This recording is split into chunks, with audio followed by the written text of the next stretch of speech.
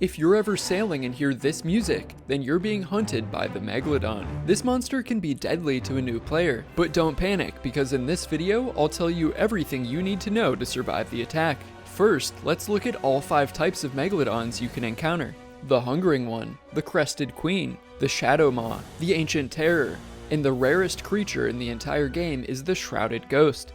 Barely anyone has ever found this monster. This is because if a Megalodon spawns on you, it only has a 0.14 chance of being the Shrouded Ghost. If you're one of the few players who is lucky enough to find and defeat this monster, you'll be rewarded with the Hunter of the Shrouded Ghost commendation and the Shrouded Ghost figurehead. This cosmetic is probably the biggest flex in the game. Each Megalodon you encounter will be totally unique, with its own personality and different level of aggression. Some Megalodons won't even attack you unless they're provoked, but other ones will immediately circle your ship and then bite you. Now let's talk about how to survive a Megalodon attack. You'll know you're being hunted when the scary music starts. Next, you'll see the monster begin circling your ship. You are now in the center of the Megalodon's hunting ground. If you sink or manage to escape the Megalodon, it will continue patrolling this area for ships. If you want to take on this boss fight, simply raise your sails or turn your wheel so your ship circles inside the hunting ground. Next, you'll need to watch out for the biting attacks. Every minute or two, the Megalodon will charge towards your ship and then deliver a nasty bite. Each time, this will open up 1 to 5 holes on your ship and deal a ton of damage to you. This will also send you flying off your ship. During a meg attack, the ocean around you will be filled with sharks, so stay out of the water if you can.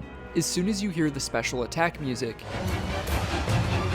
you need to run below deck as quickly as possible to avoid getting thrown off your ship. Don't panic when the holes start opening up. Prioritize bailing water before you nail a plank on, and don't worry about patching every hole. You can bucket much faster than you sink. As long as you can multitask bucketing while you fight, you can always just leave 1 or 2 open.